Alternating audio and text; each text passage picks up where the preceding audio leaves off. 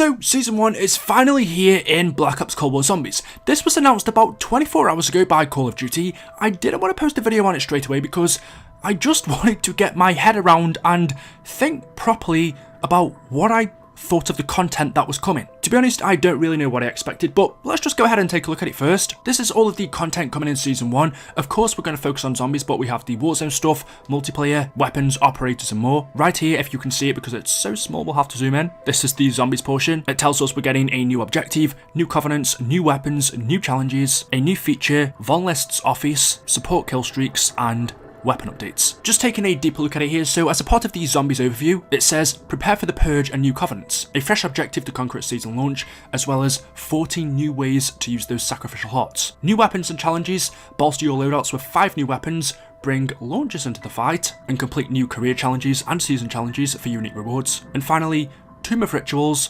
support kill streaks, a new area, holiday updates, and more in season. Upgrade those artifacts for more powerful Dark Ether abilities, discover new secrets in Von List's office, and craft powerful support tools to use against the undead later in the season. So talking about the new objective, which is called Purge, eradicate the Augmenters from this plane of existence and Purge, the newest objective coming to Fang. These ethereal worms feed on the dimensional energy that powers Cortifex, and can only be stopped by capturing powerful control rooms. But beware, the Augmenters will spawn waves of enemies as a defense mechanism as you attempt to purge them from our dimension. Prepare to take on this objective among those already available at launch across all arenas from Stalingrad to Shinonuma. Earn a new sacrificial heart with each completion to spend at the Altar of Covenants. So, a new objective which we all expected. I said weeks and weeks ago we would probably get one new objective in Season 1, which is nowhere near enough, so now we have 4, which means you can now go 1 or 2 rounds extra without it getting repetitive. As for the Purge objective itself, it sounds a little bit like Hardpoint or Domination, where you've got to capture an area, or in this case runes, and then defend it against the enemy. The next new thing we are getting are 14 new Covenant upgrades. Just going through some of these, so one is called Brimstone, where you can deal damage to nearby enemies. There's also the Deadshot Covenant, aiming down sight, snaps the crosshair to the headshot location on enemies. The next new Covenant is Deadwire, we know what that does. There's also Scrapper, you gain more salvage from pickups. And the other one they've revealed is Swift Vengeance, which allows you to deal more damage the faster you move, which activates shortly after you start moving, and you can also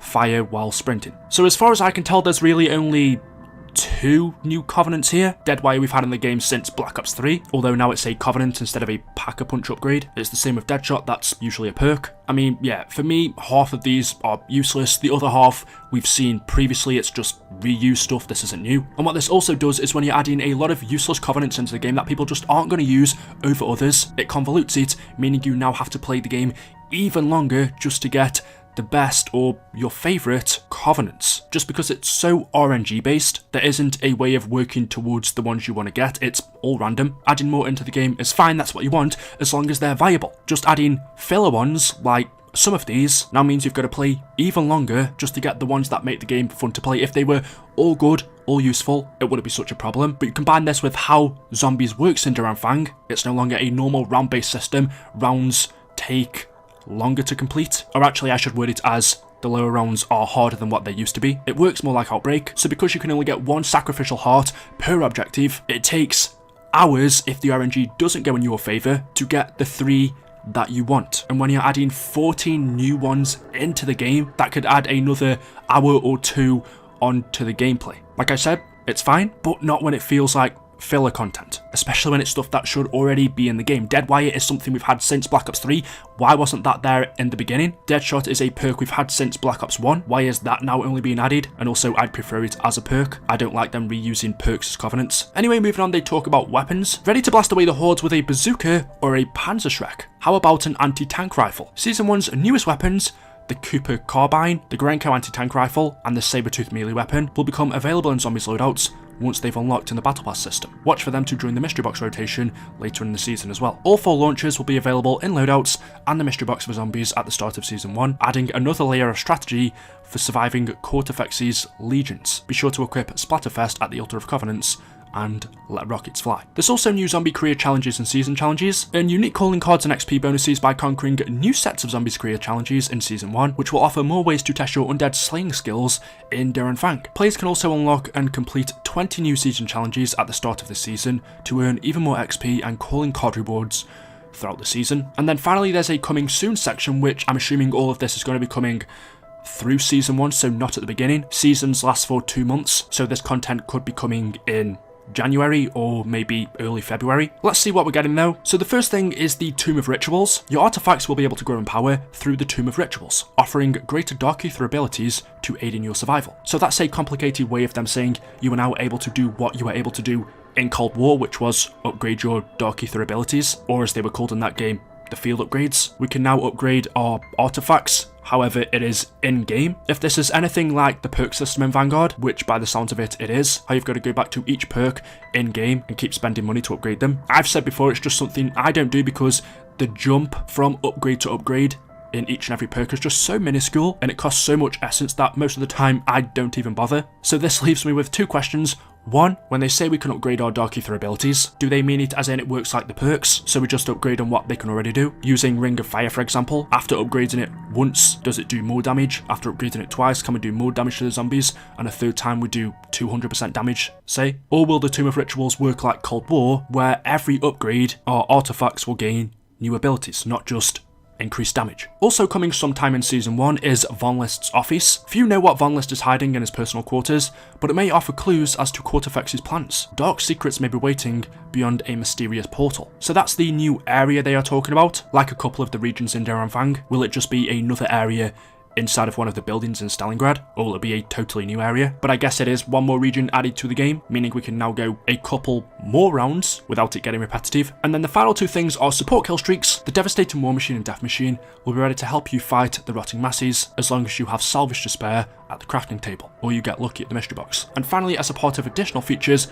which is what we all want to hear, sometime in Season 1 there will also be new weapon unlock challenges, mystery box weapon updates, the ability to pause the game, and more. So the big thing there is the server pause functionality. It will be coming sometime in Season 1, but like I said, that could be in early February, it could be sometime in January, it could be later on this month. If I'm being totally honest with what I've seen, I'd rather them give us none of this for Season 1. I'd take all of this away just to have the pause button on day 1. And if I'm being more honest saying what I actually think, because I expected all of this from what they've said before, I expected one new objective, one new area, some new covenants, kill streaks, but it almost feels like this is just empty content. And when some of the stuff is useful, it's reused from old games and should have been in there since the beginning. It kind of annoys me when you label it as new, but it's not. Some of this stuff has been in zombies for years and years. There's no mention in here, interestingly, of the main Easter egg. That's another thing we don't have, but were promised. So it's weird how they don't even mention as a part of the stuff coming soon in Season 1, just how they talk about the ability to pause the game. They don't talk about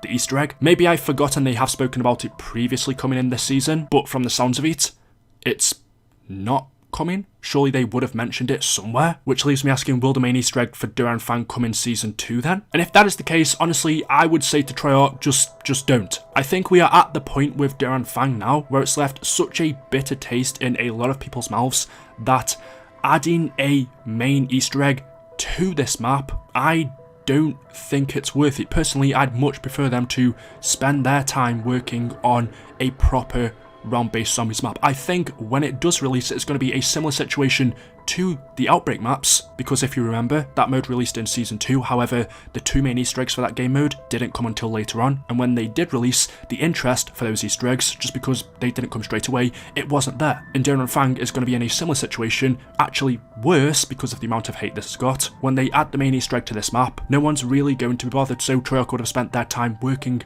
on something that there's no interest in. And to be honest, I feel the same with Fang as a whole. Adding new regions to this map, a new objective, with the amount of content I think this game mode Fang needs, to make it the slightest bit replayable to me, it needs 10 regions, 10 plus objectives. There is no way it's going to get that. So personally, I'd much prefer Treyarch didn't add new regions and new objectives and actually spent that time working on a new map instead. But I just have the bad feeling deep down, and maybe for some people it's good, but what Treyarch are going to do in the next few seasons, maybe Season 1, well they've confirmed that, but Season 2, Season 3, instead of giving us a new round-based zombies map, similar to Outbreak, what they're going to do is just expand on Fang, add new regions and new objectives each season, along with new covenants and then the usual stuff you'd expect, such as weapons and challenges, etc. The only real useful thing to me here for the game as a whole is the Tomb of Rituals, but that's the ability to upgrade our field upgrades, something we could do in Cold War. It's something that should have been in the game since the beginning. And in fact, I don't even think this system is better than what we had in Cold War, because in that game you could permanently unlock your upgrades in the menu, whereas with this you can't. It just gets so annoying seeing old content labelled as something new. All they've done is change the name or change the way they've implemented it. It's not actual new content. It feels like such a long time since we were given, say, new perks, new ammo mods. The map itself, Duranfang, all of the regions are just reused from the campaign or multiplayer. They're taken from that and just given the zombie skybox. I've said and I'll say this again because I know there's people going to be saying it in the comments. There's nothing wrong with reusing assets, but there's a massive difference between reusing assets and then using them to build a map yourself and just taking a map straight from the campaign or multiplayer. Treyarch didn't make these maps themselves, the campaign and multiplayer team did. All Treyarch have done is added in a different skybox and a red glowing ring on the outside, whereas previous maps were reused assets, but the maps, Der Eisendrache, Shadows of Evil, Origins, Mob of the Dead, even if you want to go to Black Ops 4 and the reused maps we had there for the Ether story, Blood of the Dead, Tag der Toten, those are reused maps that were originally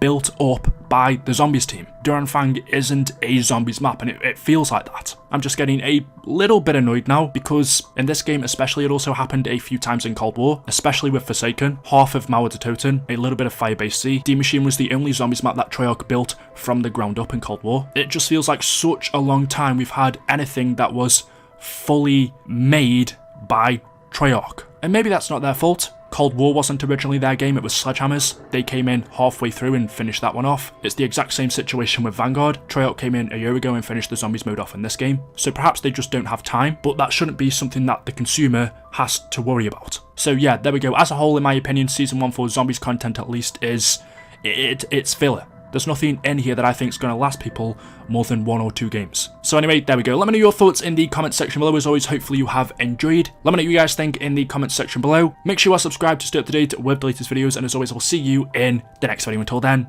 goodbye.